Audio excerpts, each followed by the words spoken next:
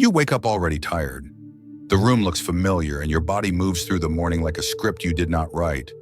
Coffee, inbox, the right words in the right places. You keep pace with a life that photographs well and feels wrong in your chest. The smile you put on fits your face and not your bones. There is a quiet dread that arrives before noon. You check the boxes, collect the small wins, and feel nothing land. The day moves and you remain somewhere behind it. People praise your stability and your mind drifts to the thought that stability has become a cage. You nod at compliments and feel your ribcage tighten. To be honest, pretending is heavy. It steals breath one small hold at a time. You agree to plans that drain you and call it being a good person. You navigate rooms where your laughter buys belonging and your silence buys peace. You walk out with the feeling that you left yourself at the door again. You build a life that makes sense on paper. The numbers add up, the calendar is full, the milestones sit in neat rows. The body does not read spreadsheets.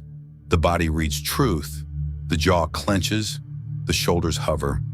The nights stretch long while your mind rehearses a different life and your hands reach for more of the same.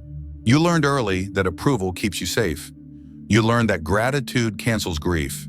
You learned that success covers longing. These rules worked until they turned on you. Now the praise feels thin and the routine feels like a hallway with no doors. There are moments you do not share. Sitting in a meeting and watching your mouth say words that do not match your insides. Standing in a kitchen where the light is warm and your heart is numb. Laughing at a story about yourself that no longer fits while the room enjoys the old version. You feel the ache and call it ungrateful because the outside looks fine. You scroll through photos that prove a good life and feel the small betrayal of each one. The trips, the dinners, the celebrations, a highlight reel of a person who knows how to perform joy. The performance is not evil. The performance is a survival skill that stayed too long. The cost is that you cannot hear your own voice under the applause. This might sound harsh, but the prison is not built of concrete. The prison is built of roles. The reliable one, the agreeable one, the tireless one, the version of you that never disrupts, never asks for more, never says no unless it comes with a perfect explanation. The key hangs inside the same cell, and you learn not to reach for it. There is a fatigue that does not vanish with sleep. It lives in the gap between the life you maintain and the life that would fit. It sharpens on Sunday evenings. It dulls when you overwork. It returns when the noise quiets and the truth gets loud. You tell yourself to be grateful, and the command makes the ache stronger. Most psychologists will not tell you this in plain words. A life you pretend to love is not a mild discomfort. It is a slow leak of aliveness. It turns desire into guilt and boundaries into threats. It teaches you to manage the weather of other people while your own climate grows colder. It rewards you for being easy and punishes you when you try to belong to yourself. You are not broken for feeling this. You are accurate. Your body is accurate. The tension, the hollow, the small surges of resentment are not flaws to fix. They are signals that point to the places where pretending took root. They are messengers that arrive because you are finally safe enough to hear them. By the end of this video, you will understand why your pain is a gift and why the ache in your chest is not the enemy. You will see how the walls of this prison are made and why effort alone cannot tear them down. For now, there is nothing to fix. Only the truth that your life looks complete and your soul feels unfinished. Stay with that. Stay with me. You were taught that gratitude fixes everything. So you counted blessings until your tongue went numb and your chest stayed hollow. Gratitude is nourishment when it grows from truth. Gratitude used to cancel grief turns into obedience. You thank the life that hurts you because you feared what would happen if you admitted the hurt. The mask smiled. The body kept the score. You were taught that positive thinking builds freedom. So you rehearsed brighter thoughts and called the ache a mindset problem. Positivity has a place when it grows from contact with reality. Positivity used as paint over a crack teaches you to worship the wall while the house shifts beneath you.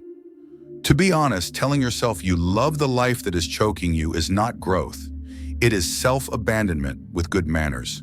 You were taught that insight equals healing. You learned beautiful language for childhood patterns and attachment styles. You could diagnose the cycle and still feel dead in the center of a life that looks correct. Insight without contact is an echo. The nervous system does not relax because the story is accurate. It relaxes when the story is felt safely in the body. Most psychologists will not tell you this in plain words. Many of us become the good client. We deliver tidy updates and practice polite self-awareness while the real self waits outside the room. You were taught that productivity cures emptiness. So you filled calendars and collected milestones. The busier you became, the less you had to hear the quiet truth that your days do not fit you. Routines can be medicine. Routines can also be a sedative that keeps you from walking out of the cell. You call it discipline. Your body calls it avoidance dressed in a clean shirt. You were taught that labels will unlock you. You found types and traits and names that explain the patterns. Labels can be useful at the doorway. They become bars when you decorate them and move in.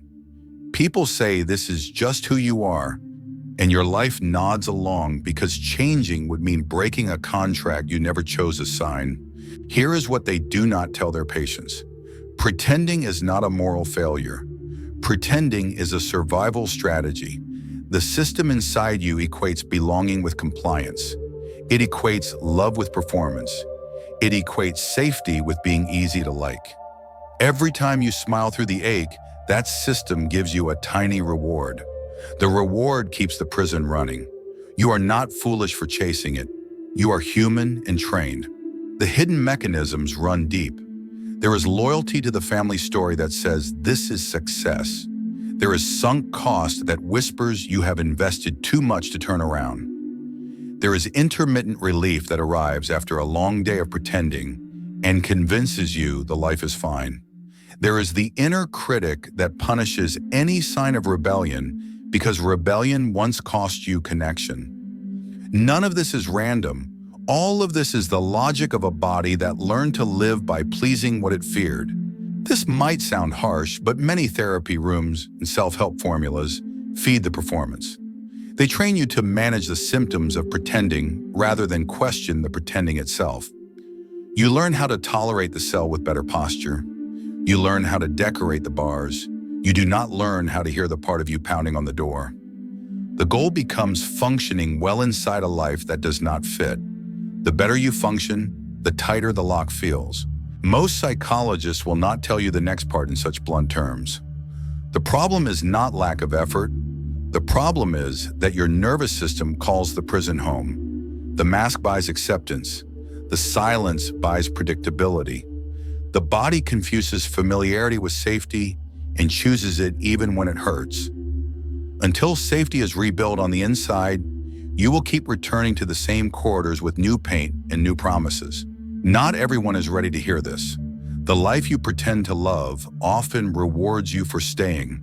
It pays you in status, in praise, in the comfort of not being questioned. Leaving the pretense threatens every contract that kept you fed, praised, and allowed in the room. That is why you stay. That is why the smile wins. That is why the nights feel long. To be honest, you did what you were told. You followed the map.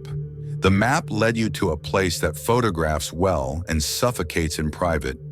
You are not the failure. The map failed you. The culture taught you to worship looking right over feeling real. The body is now pushing back because it refuses to live as a prop. The pushback feels like anxiety, resentment, numbness, and sudden waves of sadness. These are not signs of weakness. These are signs of life returning. But there is something even scarier, and we will get to that. To be honest, if the mask feels heavy and these words land like relief, choose honesty over performance. If these words resonate, subscribe to the channel. More people need to hear the truth they're being denied. To be honest, the mind you use to plan your days is only a thin layer over a deeper set of contracts your body signed long ago. Those contracts were written in rooms where love was earned, not given. You learned that belonging required performance. You learned that safety meant being easy, agreeable, productive, pleasant. The nervous system memorized the exchange and called it life.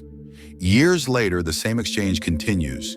You deliver the version of you that keeps everyone calm. You collect praise and pay with yourself. In Jung's language, the persona is the mask that lets you move through society. It is not evil, it is a tool. The shadow is everything the mask had to hide in order to be loved. Not a monster, unlived life. The anger that would have drawn a boundary. The desire that would have chosen a different path. The grief that would have told the truth about your home. When the mask takes over, the shadow does not disappear. It goes underground and turns into symptoms. The smile strains. The laughter sounds hollow in your own ears. The body begins to ache in places that never heal because the wound is not on the surface. Freud noticed the pull to repeat what hurt us. He called it repetition compulsion. You keep walking into rooms that feel like home because home was a place where you proved your value. You take jobs that praise your reliability and ignore your aliveness. You choose relationships that admire your strength and never ask how you are. You keep the calendar full so there is no time for the voice that would say, "This is not your life." The mind writes stories to explain it. The body runs the old program that says survival is better than truth. Here is what they do not tell their patients. A complex is not a theory. A complex is a real cluster in you made of memory, emotion, and posture wired around a theme. Do not be too much. Do not outshine. Do not need anything. When a cue arrives, the complex takes the wheel faster than thought. A tone that sounds like a parent. A sigh that sounds like disappointment. A praise that sounds like a trap. You say yes before you feel what yes costs. You stay quiet while your jaw tightens. You deliver excellence while resentment blooms like heat in your chest. From the outside, you are stable. On the inside, you are disappearing. Trauma lives in the body as unfinished survival responses. Fight becomes a jaw that never releases and a temper turned inward. Flight becomes a schedule that never leaves you alone. Freeze becomes numbness and the inability to name what you want. Fawn becomes the smiling agreement that keeps you employed, applauded, and slowly erased. The life you pretend to love is often a long fawn response with a retirement plan. It looks mature. It is a nervous system working overtime to prevent loss. Archetypes clarify the pattern. The caregiver without the warrior wears out and calls it kindness. The warrior without the lover goes cold and calls it discipline. The lover without the sovereign melts into other people's dreams and calls it romance. The sovereign without the sage collects status and loses meaning. Integration means each energy is invited to the table. The caregiver rests, the warrior protects, the lover feels, the sovereign chooses. When one role runs the whole show, the prison strengthens its lock. There is also the balance of the inner masculine and the inner feminine. Not genders, energies. The inner masculine sets direction, structure, and boundary. The inner feminine brings presence, receptivity, and the courage to feel. When structure rules without feeling, you build a tidy life that starves you. When feeling rules without structure, you drift and drown in guilt for wanting more. Power returns when structure serves feeling, and feeling informs structure. That is the architecture of a life that fits a real person rather than a role. Family scripts write rules into your muscles. Be the strong one. Be the peacemaker. Do not shame the family by wanting a different path. Carry dreams that did not belong to you. Keep the secret that keeps the house together. These rules were never handed to you on paper. They were breathed into you through looks, pauses, and who received warmth. Loyalty to those rules can be so deep that you call it love. You feel the pull to stay in a life that hurts because leaving feels like betrayal. In truth, you already betrayed yourself each time you smiled through the ache. Most psychologists will not tell you this in plain words. Pretending to love your life is not a small habit. It is a full-body contract with a culture that rewards performance. That contract pays in praise and predictability. It charges interest in anxiety, numbness, and a steady loss of joy. Your system confuses familiarity with safety and votes for it every morning. You wake, you dress the mask, you swallow the truth, and you are called responsible. This might sound harsh, but the life you maintain depends on your denial. The job that misuses you depends on your silence. The relationship that keeps you small depends on your politeness. The friend group that stays shallow depends on your laughter at jokes that do not fit you. The prison is not one decision. The prison is 1,000 small betrayals of the body signals in exchange for approval that never fills you. Not everyone is ready to hear this. The moment you stop pretending, withdrawal begins. Your body has been using praise like a drug. When you refuse the usual dose, panic can rise. You will want to run back to the old performance for relief. You will hear the critic tell you that you are ungrateful and dramatic. You will feel the urge to prove that you are still good by doing more of what is killing you. This is not proof that honesty is wrong. This is what change feels like in a system that equated goodness with self-abandonment. Here is what they do not tell their patients. Safety is the ground of transformation. Until your body trusts that it can survive honesty, you will rewrite the same week with different names. Safety grows when you let feeling move without apologizing for it. Safety grows when your no is embodied before it is spoken. Safety grows when you sit with the truth that you do not love this life, and you do not rush to call that truth an emergency. From that ground, power returns in pieces that stay. And here comes the most painful truth. The life you pretend to love will not survive your honesty. Some roles will retire, some relationships will thin, some identities will crumble. The cost is real. The reward is that you stop being a visitor in your own days. You stop decorating the cell. You stop translating yourself into a language that your soul does not speak. What feels like collapse is often the first time the mask loses power and the person underneath takes a breath. The body keeps score, and the body also keeps promises. Each time you tell the truth in a room that can hold it, a knot loosens. Each time you delay a reflexive yes, a door appears. Each time you allow anger to become a boundary rather than a sin, a wall cracks. The map that failed you is replaced by a compass that lives in your chest. It does not shout. It does not beg. It points. When you follow it, the prison stops looking like home and starts looking like what it always was. A set of choices that protected you once and cost you now. This is where honesty turns into daily practice. No hacks, no performance. Only small actions that teach your body the truth does not end in loss. Most psychologists will not tell you this in plain words. Techniques help only when your nervous system trusts you. Safety is not a thought. Safety is contact with yourself while emotion moves. Begin with orientation. Let your eyes scan the room slowly until something ordinary feels friendly. A window, a cup, a plant. Let the exhale be a little longer than the inhale. Feel your feet. Name what is here in simple words. Warm, tight, heavy, buzzing. You are telling your system that you are in the present, not trapped in an old scene. Map the places where pretending lives in your body. Jaw, throat, chest, belly. Place a warm hand on one spot and ask what it holds back. Do not demand an answer. Wait until a word arrives. Anger, grief, fear, desire. When a word appears, breathe with it. The goal is not to fix. The goal is contact so the trapped energy can move without forcing you back into the mask. Start a shadow journal that refuses performance. Write one page beginning with the words, "I do not love this." Let it name scenes, roles, and rooms where you disappear. Then write one page beginning with the words, "I want." Let it include the small and the enormous.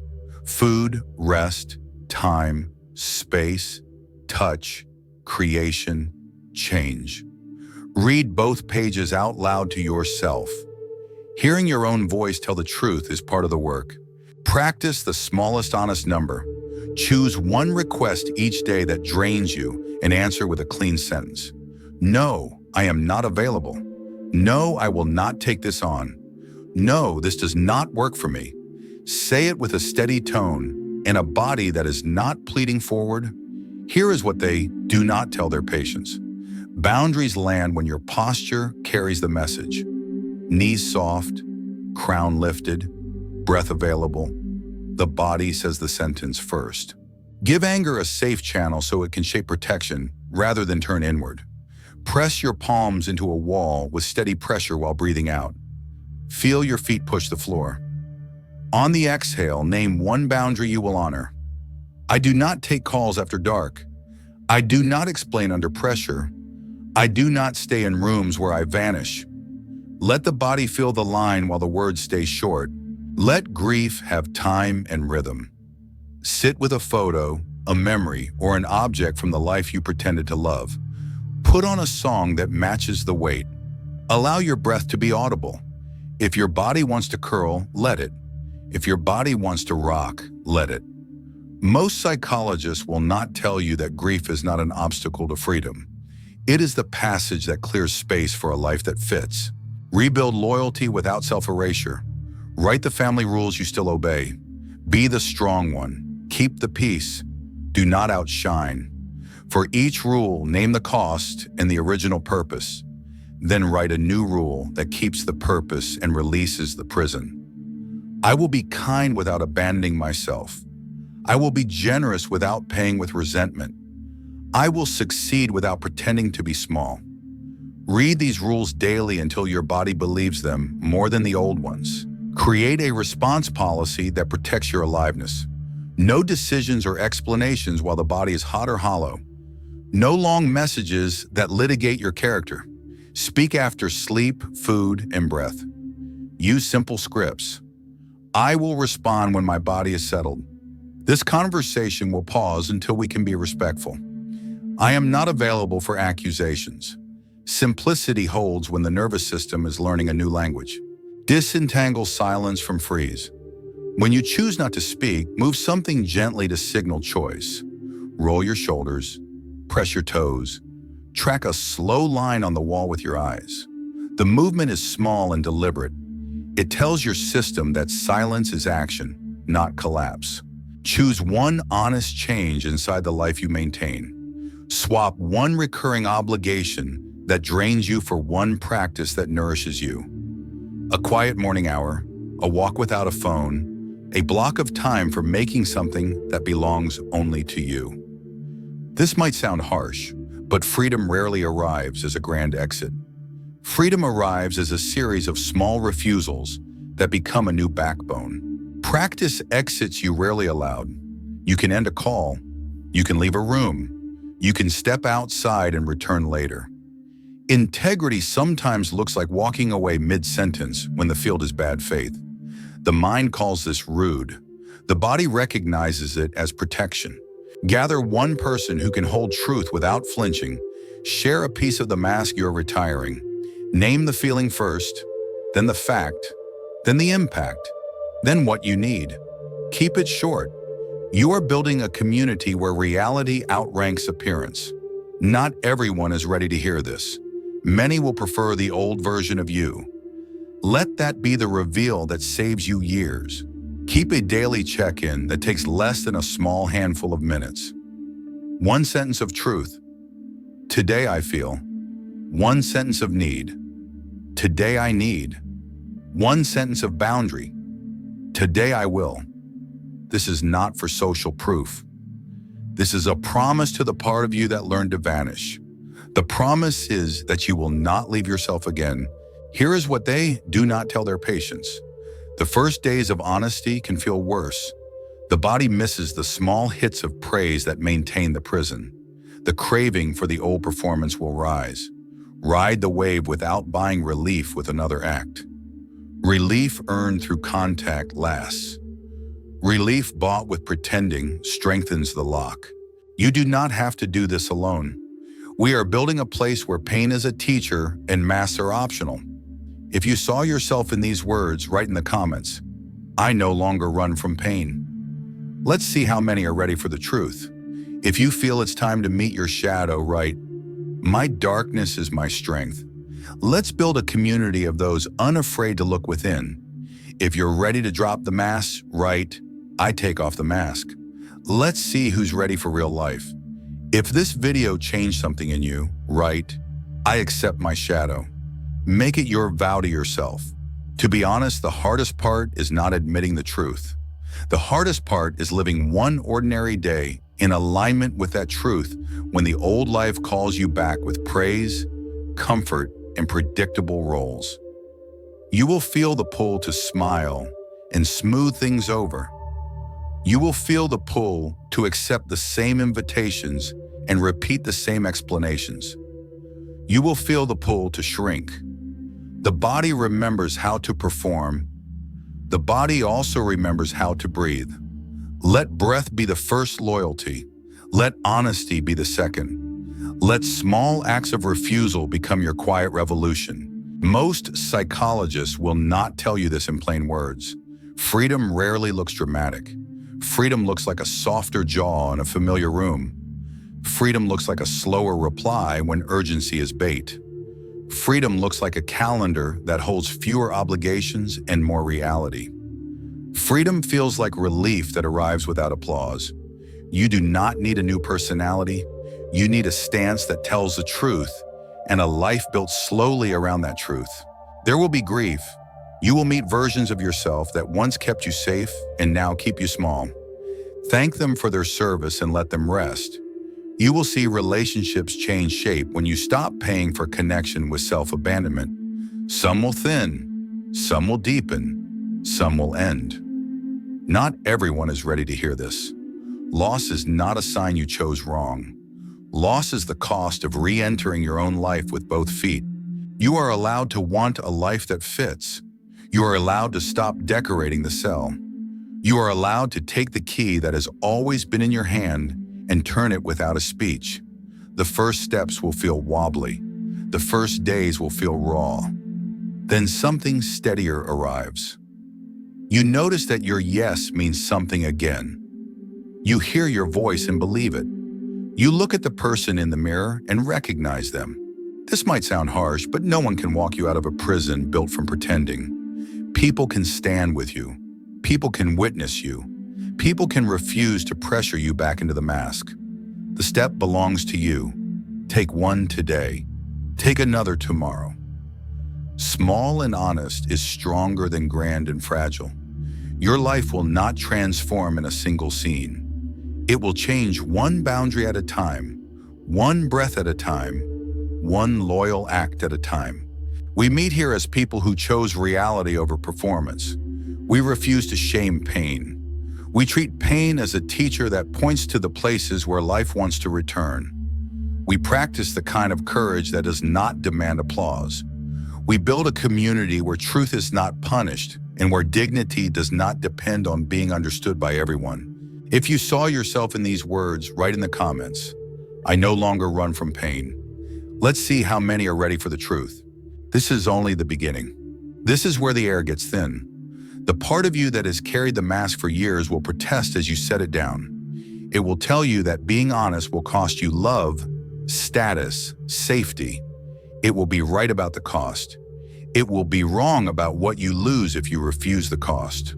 The life you pretend to love will ask you to keep paying with small betrayals of yourself. The bill never stops coming. The interest is your aliveness. To be honest, freedom is expensive. You pay in roles that once earned applause. You pay in approvals that once calmed your nervous system. You pay in the quiet that follows when you stop performing and the room does not know what to do with your reality. The silence feels like a verdict. It is only space. Space where your life can start to take its real shape. Most psychologists will not tell you this in plain words. The moment you stop pretending, the system that benefited from your performance will push back. Workplaces may call you difficult when you stop buying meaning with overwork. Families may call you ungrateful when you stop protecting the story. Friends may go missing when you stop offering endless availability. These reactions are not proof that honesty is harmful. These reactions are proof that your usefulness was the glue. Here is what they do not tell their patients. Love that survives your truth becomes heavier and warmer. Love that dissolves under truth was not love. It was an arrangement. Arrangements depend on you staying small. Love depends on you being real. Realness is loud at first because the ears in the room are tuned to your old volume. Keep speaking from your center even when your voice shakes. Your steadiness will recalibrate the field over time.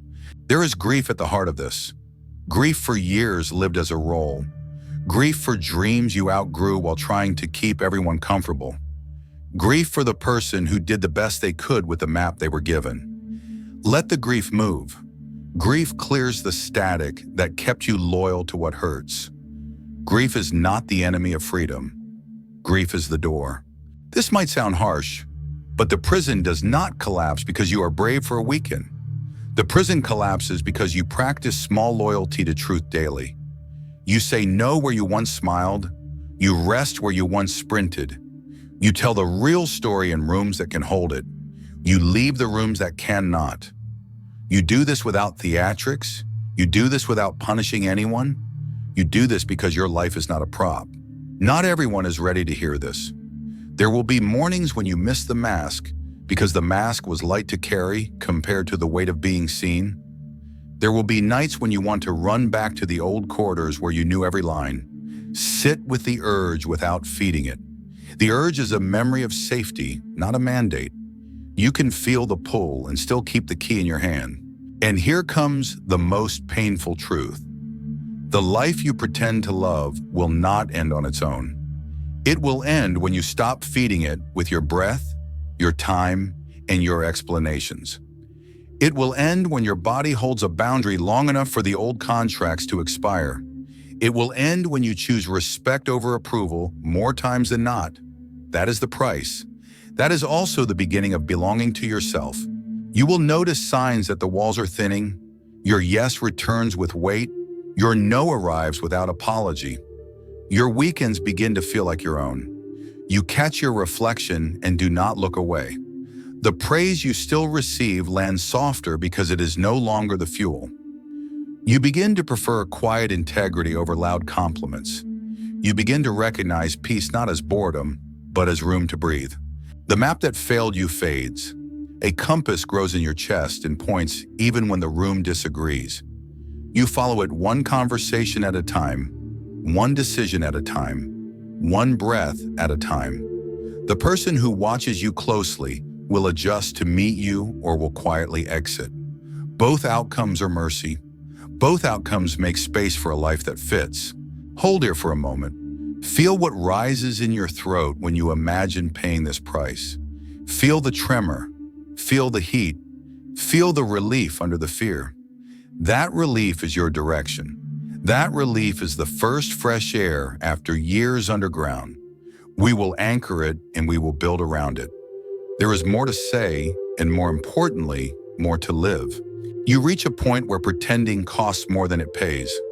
The days that once blurred together begin to separate. Your yes grows heavier. Your no grows cleaner. The air inside your chest shifts from stale to usable. There is steadiness in small choices that honor what is true and quiet relief that needs no witness. The prison does not vanish in a burst of light. It thins every time you choose contact with yourself over performing for a room that never held you. To be honest, there is no parade for this. No sudden chorus, no instant applause. There is a kitchen at night where you breathe a little deeper than last week. There is a message you do not send because it would buy a moment of relief at the price of your center. There is a morning where you feel grief and you do not rush to paint over it. There is an evening where you close the door and your body recognizes safety without anyone else's permission. This is what a real life feels like when it returns in pieces. Most psychologists will not tell you this in plain words. Growth that stays is not glamorous. It is the weight of your own hand on your own heart when the old panic flares. It is the soft discipline of telling the truth in rooms that can hold it and leaving the rooms that cannot. It is the acceptance that some stories end when you stop performing your assigned role. It is the understanding that endings hurt and that hurt does not equal wrong. Pain becomes a teacher instead of a jailer. Loneliness becomes a path instead of a verdict. Boundaries become care for both sides, even when they end an arrangement that was never love. You do not owe anyone a version of you that keeps them comfortable while it kills you slowly. You owe yourself a life that fits. You owe your breath to the person you are when the door closes and no one is watching. You will feel tender and raw as the mask loses power. You will feel proud in a quiet way that needs no announcement. You will notice that peace is not boredom. Peace is room to live. Not everyone is ready to hear this. Some will call your clarity selfish because your clarity stops financing their certainty. Some will praise your strength and still hope you soften your edge for their convenience. Your job is not to convince them. Your job is to keep your stance honest and let time sort who can meet you. The ones who can will find you. The ones who cannot will drift. Both are acts of mercy. We are building a place where truth is not punished and where darkness is not shamed. We choose reality over performance. We refuse to turn pain into an enemy. We move at a pace our bodies can trust. We take responsibility for our lives without turning that responsibility into a weapon against ourselves. We practice the kind of power that needs fewer words and carries more presence. We allow ourselves to want, to grieve, to rest, to change, to begin again. If you saw yourself in these words, write in the comments, "I no longer run from pain." Let's see how many are ready for the truth. This is only the beginning.